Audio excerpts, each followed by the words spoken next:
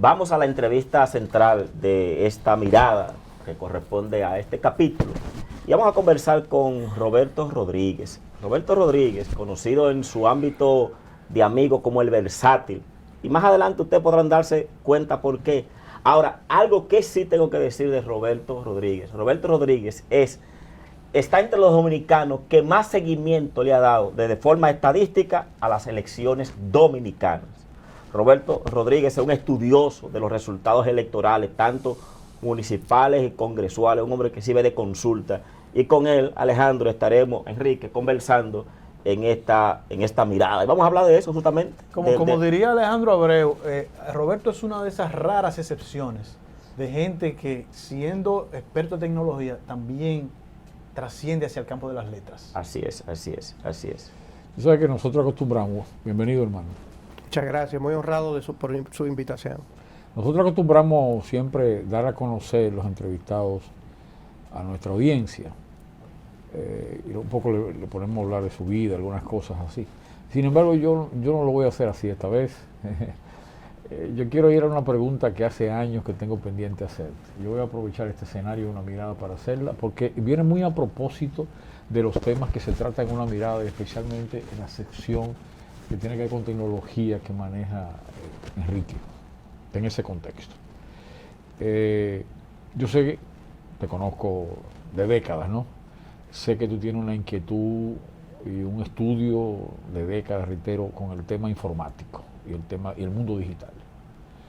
Recuerdo que tú fuiste prácticamente de los primeros que me habló de lo que significaba eso. Y me hablaba de los dispositivos abiertos, software abierto o comerciales.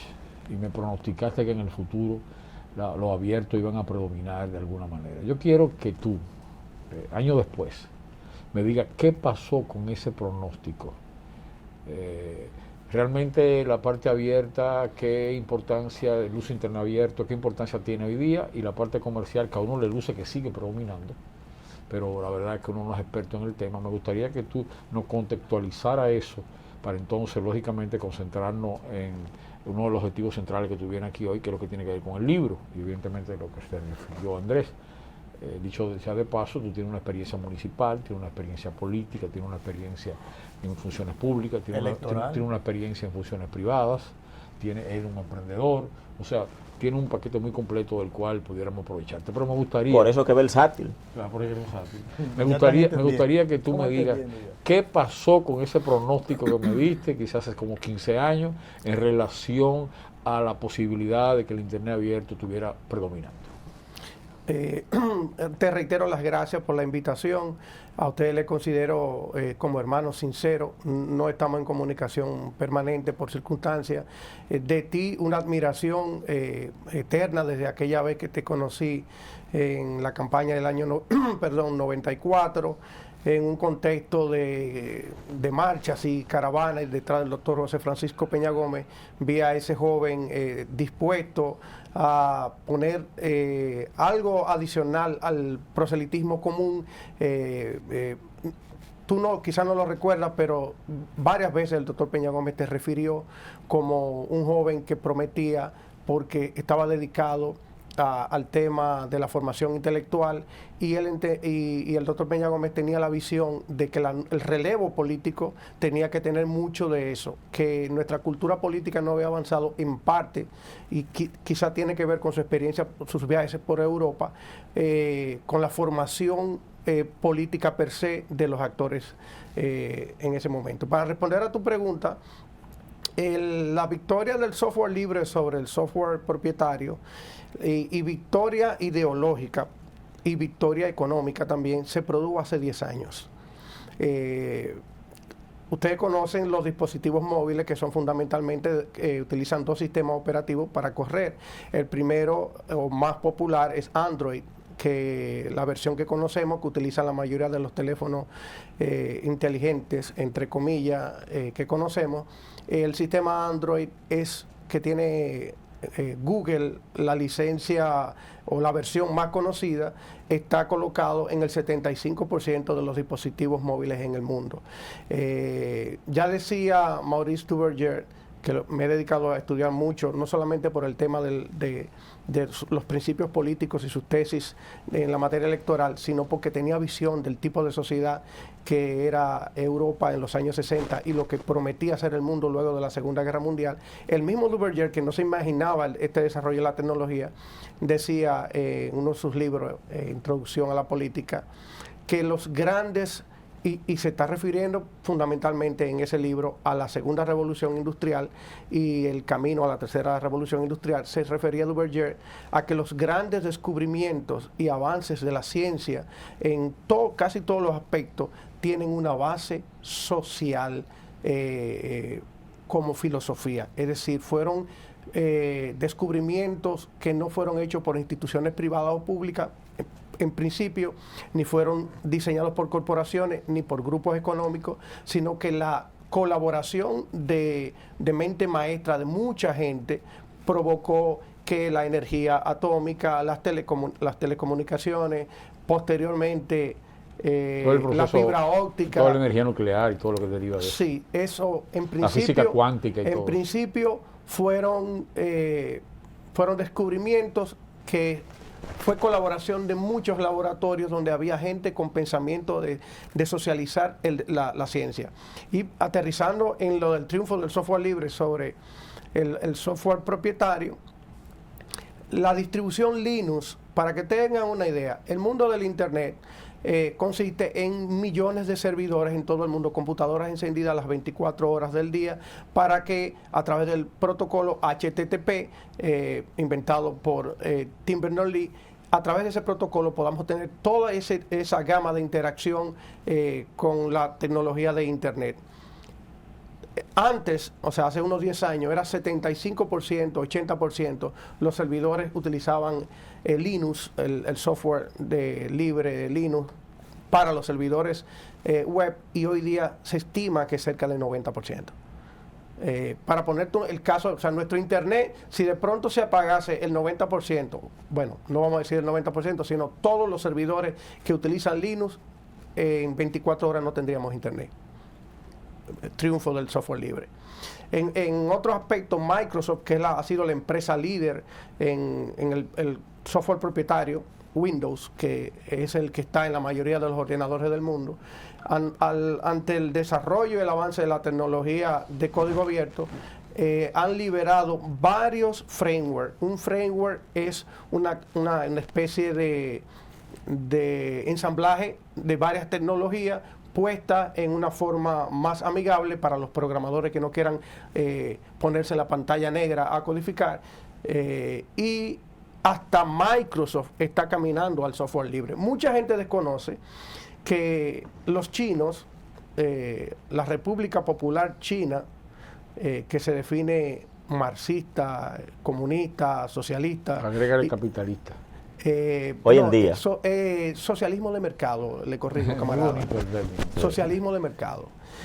Hasta ellos. Yo le llamo, una forma de decir capitalista. Yo le llamo capitalismo monopólico de Estado. Con algunas políticas sociales. Capitalismo monopólico de Estado. Con algunas políticas sí, sociales. Pudiéramos discutir esto, pero sigue la adelante. Constitución china misma se define. Ya, o sea, entrar en esa conceptualización ideológica pudiera ser un programa completo. Pero ya yo vi que tú eres pro China. Sigue. No, para nada. Sigue, yo me considero socialdemócrata completo. ¿Y es socialdemócrata del régimen chino? No hay socialdemocracia. Es que como tú dices socialismo, no hay socialdemocracia. Es que como tú dices socialismo de mercado, eso es socialdemocracia. Pero sigue, hermano.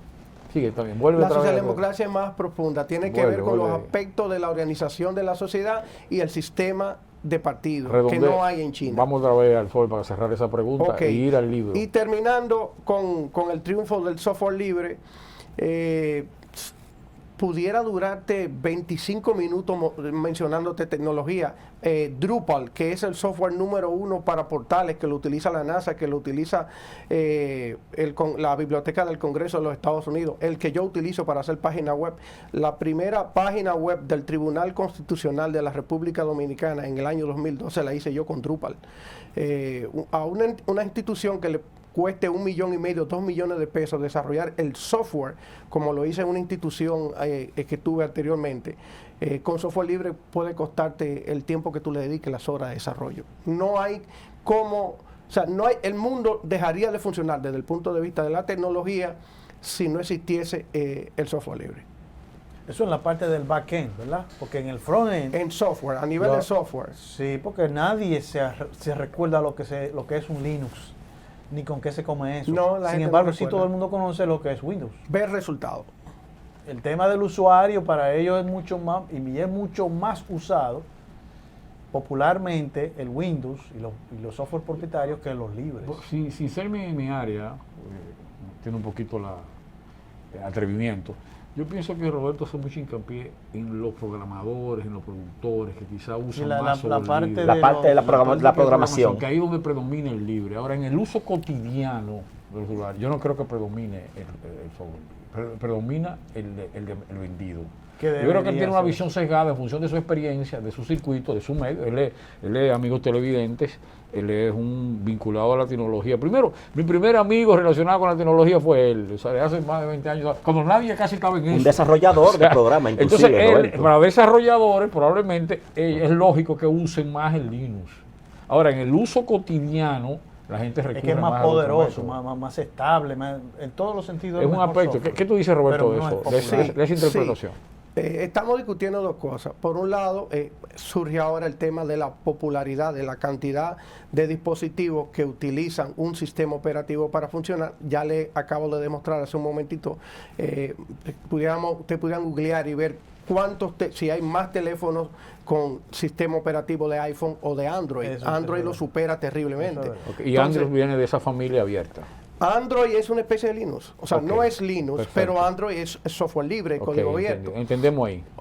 Es así, está demostrado, es así. Tienes razón, predomina sin duda. Entonces a nivel de escritorio, como sistema operativo de escritorio, tendríamos una disyuntiva. ¿Cuántos millones de personas son los chinos? ¿Cuántos son los rusos? Y los chinos usan ese modelo. No tienen un sistema operativo desarrollado por el Estado porque está prohibido utilizar el Windows de Microsoft. Pero si es por el Estado no es abierto, porque allá nada es abierto, todo es cerrado. No. Ellos tienen un gran proxy. El compañero podrá decirle lo que es un proxy. No te preocupes, lo vamos a entender. Ellos tienen un gran proxy que filtra el contacto con el mundo. Allá no hay Facebook, Baidu, allá no hay... Pero entonces no lo podemos calificar abierto. Bueno, digamos que dentro de su territorio, no es abierto. Dentro de su territorio. Es interesante la discusión. Dentro de su territorio es abierto para todos. En China no hay nada abierto, hermano. Nada hay abierto. Admirado profesor, le invito a que investigue sobre un personaje que para mí es el es el Karl Marx moderno, que se llama Richard Stallman, fundador de la fundación del software libre. Y Stallman define como software libre aquel que puede ser modificado siempre y cuya propiedad es comunitaria. A eso es que nos referimos cuando hablamos de software libre. No nos referimos a que alguien lo crea y lo controla y es propiedad de él, sino que no puede ser software libre si el código fuente no puede ser modificado. ¿Y los códigos que manejan en China y Rusia se pueden modificar? Sí, claro. Yo mañana que quisiera dedicarme a eso, voy a un portal de gente de mucho nivel y digo, mira, yo quiero en un espejo de ustedes una copia del sistema operativo, son como 3 que utilizan los chinos, para modificarlo y hacer una versión para la República Dominicana, sin problema.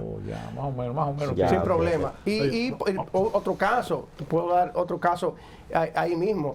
Ahora estamos en el Internet de las cosas. Correcto. Estamos hablando de integrar los electrodomésticos y otros enseres del hogar para que tengan una mayor automatización y lo cansaría diciéndole todas las marcas, pero el top 5 del software que se utiliza no solo para eso, hasta para inteligencia artificial, todos son de código abierto. Y tiene una explicación. La informática es muy difícil.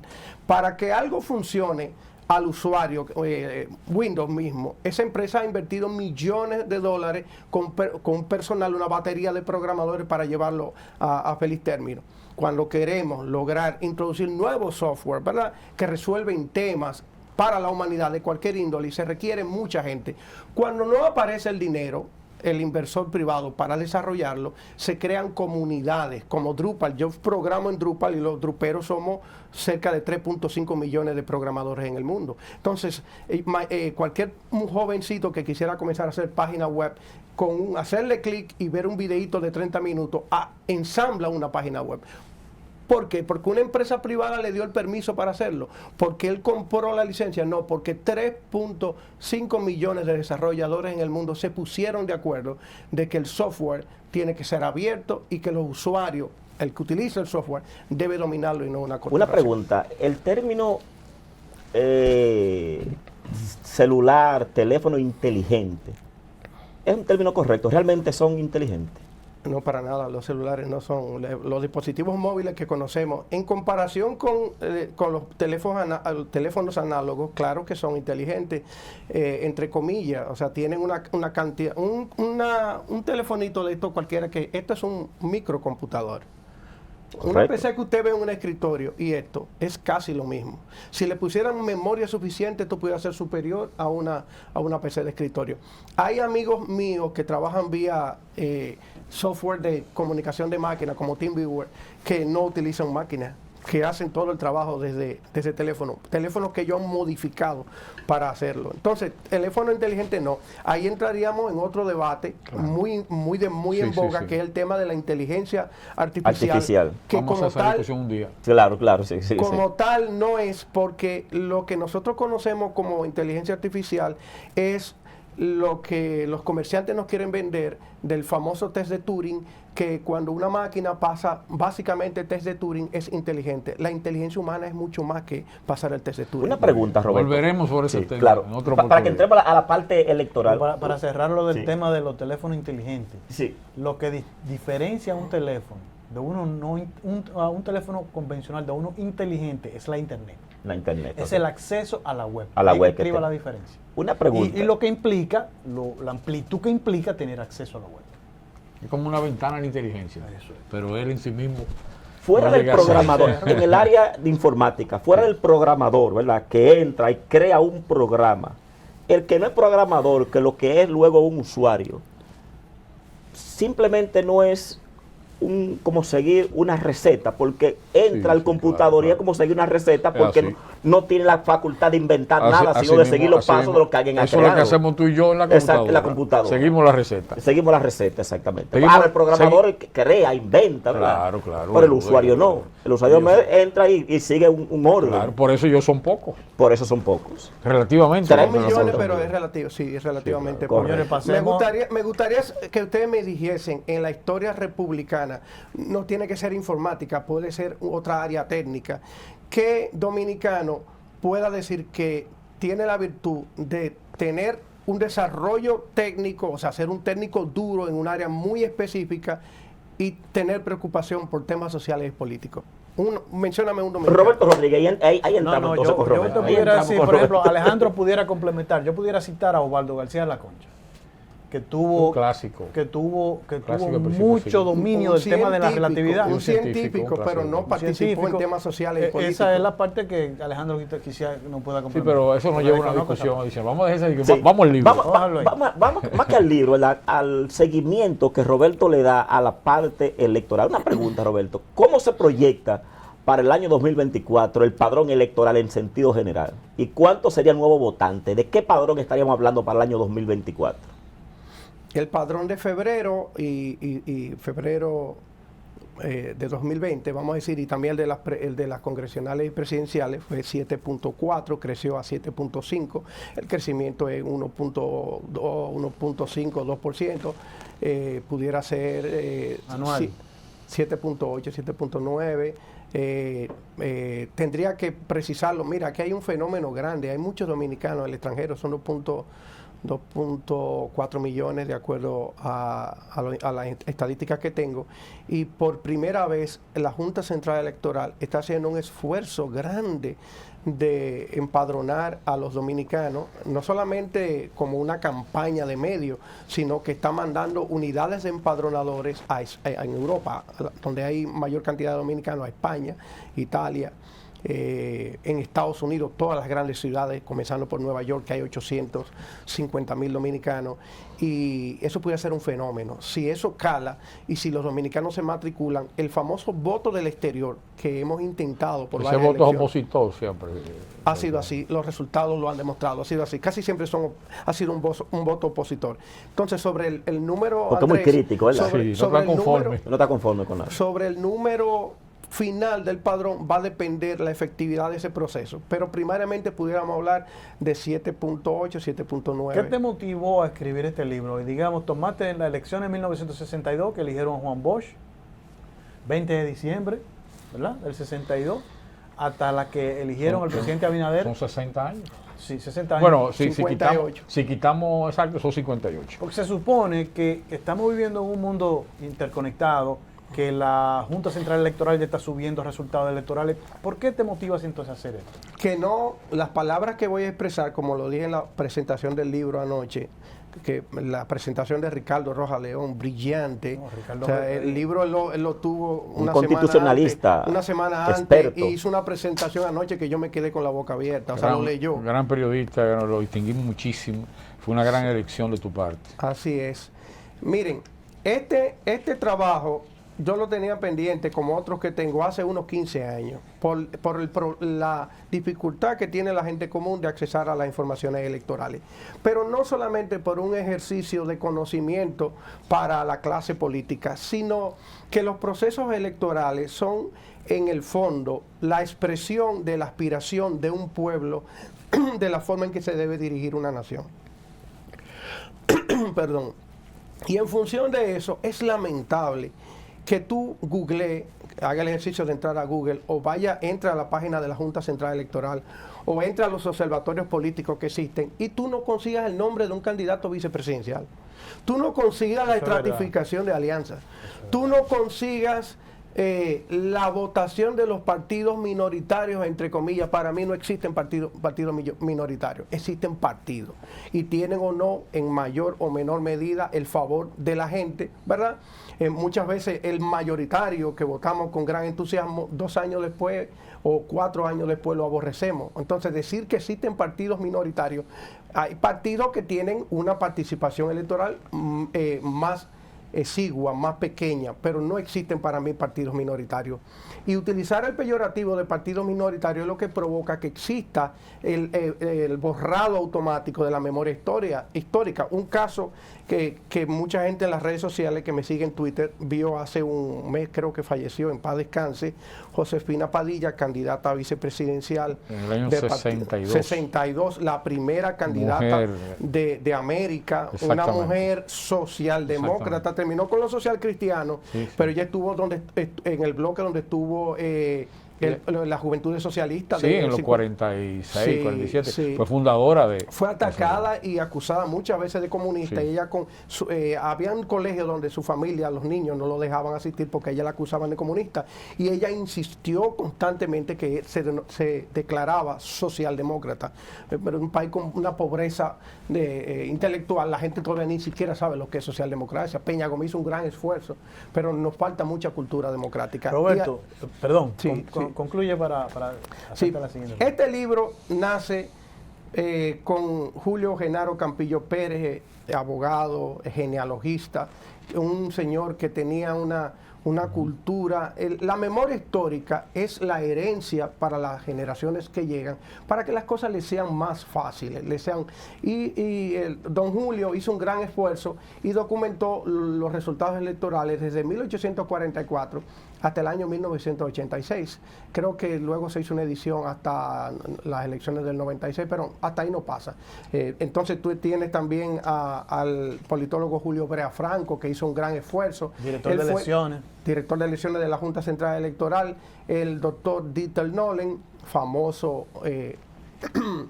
politólogo alemán, publicó un handbook, una recopilación de datos electorales de América, y le delegó a él esa parte. Yo no critico ese trabajo, lo utilicé como referencia también, pero ese trabajo no toma en cuenta los partidos minoritarios. Lo pone en un bloque de otro, menciona los nombres, pero no da la estratificación de alianza. Y en función de esa experiencia, bueno, tengo que mencionar también el gran trabajo que hizo Ángela Peña, en campaña y crisis electorales, donde ella documenta los eslogans de campaña, los problemas de las crisis electorales cuando se produjeron, trata de dar las estadísticas, pero quizás no le dio tiempo para hacer ese trabajo. Ahí me gustaría interrumpirte ahí para preguntarte, ¿qué tratamiento le diste entonces a las elecciones, las tan cuestionadas elecciones de 1990, 94, especialmente 94, y quizás la segunda vuelta del 96, que algunos autores dicen que también hubo fraude ahí? Sí, esa pregunta... Porque al ser tan cuestionada, entonces las cifras oficiales de la Junta Central Electoral quedan en ese mismo signo de interrogación. Él no entra en eso, en este Sí. libro.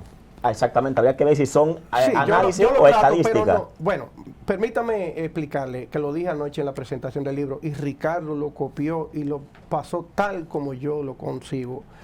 Esto es una recopilación de carácter muy técnico que cumplió con dos condiciones de carácter científico en la investigación. Primero es cuantitativa. O sea, Exactamente. Cuantitativa. es cuantitativa. Pura y simplemente. Sí. Y lo segundo, utilizamos las fuentes primarias de la información, que son dos. Eso no se ha resuelto en nuestro país, una debilidad. La Junta Central Electoral hace publicaciones oficiales con sus libros de resultados y existe la Gaceta Oficial. Pues debo decirle que todavía hasta el año 2004 habían discrepancias de la Gaceta Oficial con la Junta Central Electoral. Y tú entras hoy a la Junta Central Electoral y ellos ponen en grises, este dato discrepa con la Gaceta Oficial. ¿Y cuál tú usaste de los dos? Los dos. Yo utilicé tres fuentes. Le he dicho a Dieter Nolen, un trabajo grande con Julio Brea Franco que hizo. Utilicé la Gaceta Oficial con tachaduras y rayones. Tuve que reconstruir muchas gacetas, tuve que escanearlas, hacerle OCR, nadie se ha ocupado de eso. Y finalmente, entonces, los libros de la Junta Central Electoral los crucé y coloco aquí exactamente la información primaria que debería, con sus notas, que debería aparecer aquí, que es la Gaceta Oficial, porque es un tema de carácter legal. Cuando hay, La Gaceta está por encima de la... desde el punto de vista jurídico, porque y qué la bueno Gaceta, que me esté juntando con abogados, la que eso me ha Gaceta, ayudado a entender porque la el Gaceta tema. es el registro oficial del Estado Dominicano. del Estado Dominicano. Y es el que debe prevalecer. De acuerdo a la ley. Okay. Dice que las elecciones se celebran y deben ser publicadas en Gaceta Oficial. Así se oficializa. Entonces, y lo dejo ahí, el tema del espíritu de esta obra. Desde el punto de vista de lo cuantitativo que tú planteas y cuestionamiento de esas elecciones, los votos observados aquella vez, con los que no se le contaron a Masluta, pero que dieron 86. ganador a Balaguer, ¿cómo aparecen cuantificados ahí? ¿Qué dicen esos datos? ¿Te refieres a las elecciones del 86? Del 86. Ok. Mire, en las elecciones del 86, la del 90 y la del 94, como esto es un trabajo referencial con fuentes primarias duras, en ese mismo orden te lo voy diciendo. OEA hizo un informe en el año 86. Lo que está relatado aquí es el informe de OEA. En el año 90, el Centro Carter hizo un informe, está relatado aquí. Aquí está también fuentes como la famosa carta de Víctor Grimaldi. Aquí tú encuentras la misma... Del 90, sí. del año 90. Comencé en el año 86, se refería a Andrés al tema de los votos observados. Esos votos nunca se contaron.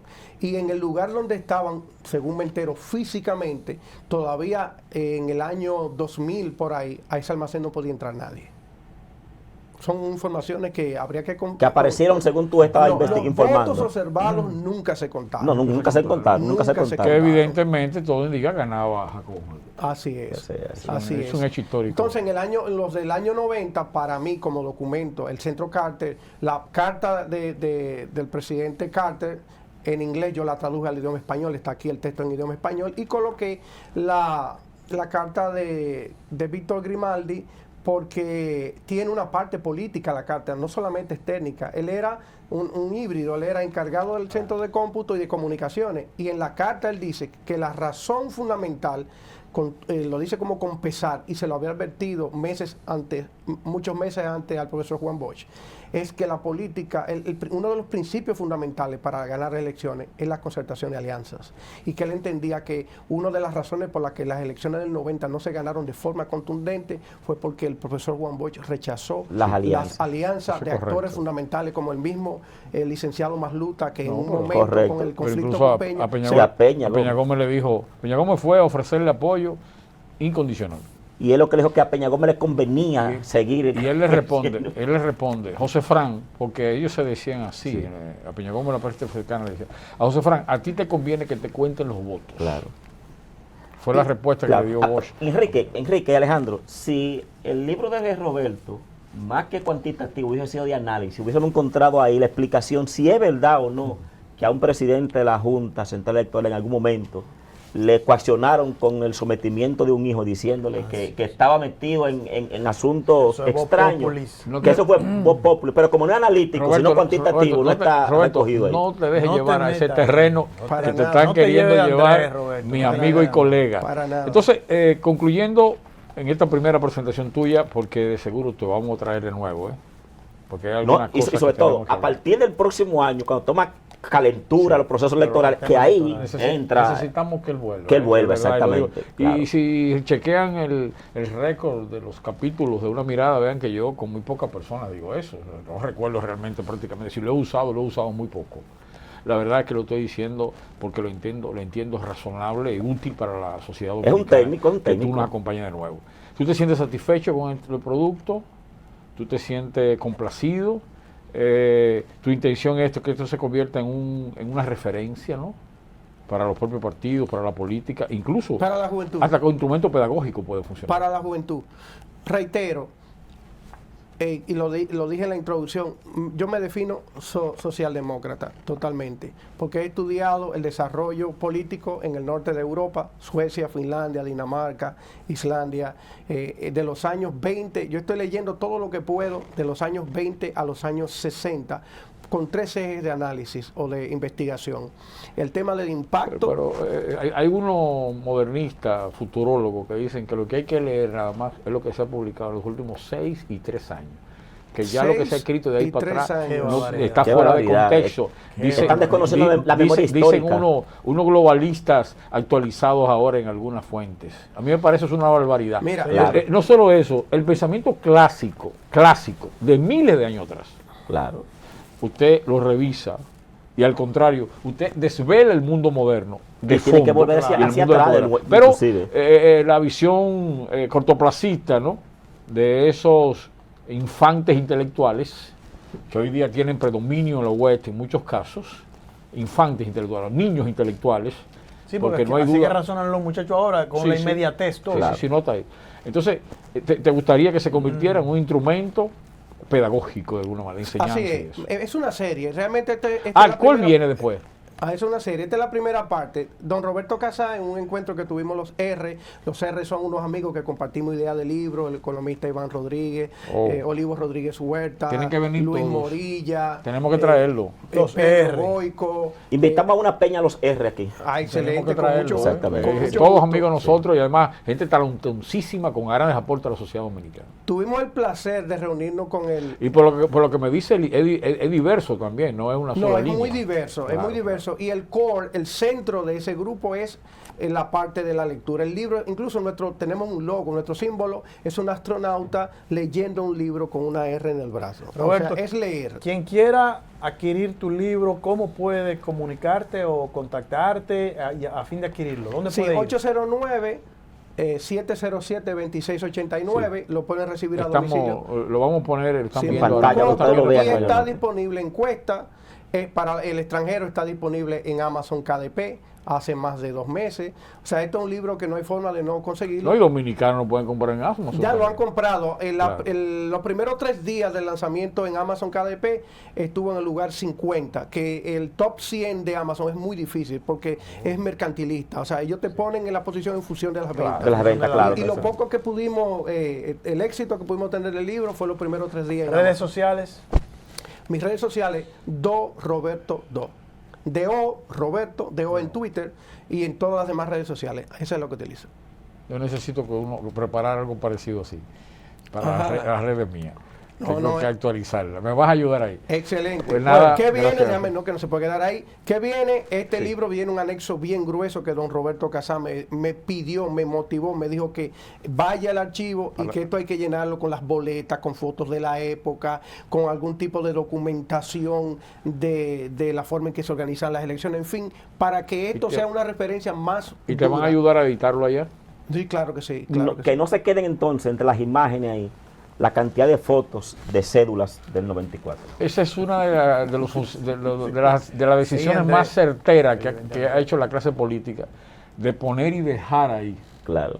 a don Roberto Casá, nuestro admirado historiador, amigo, evidentemente me siento muy cercano a él. Ha sido uno de los aciertos más grandes de la clase política recientemente. Aquellos que creen que la clase política dominicana no acierta en nada, pues varios gobiernos distintos, de signo incluso distintos de partido, lo han mantenido ahí, y yo defiendo que se vaya de ahí cuando él quiera o cuando él decida y que concluya su Anóteme ciclo. a mí. Gracias a Roberto Rodríguez por obsequiarnos el libro Resultados Electorales, Nivel Presidencial 1962-2020, República Dominicana, de Roberto Rodríguez.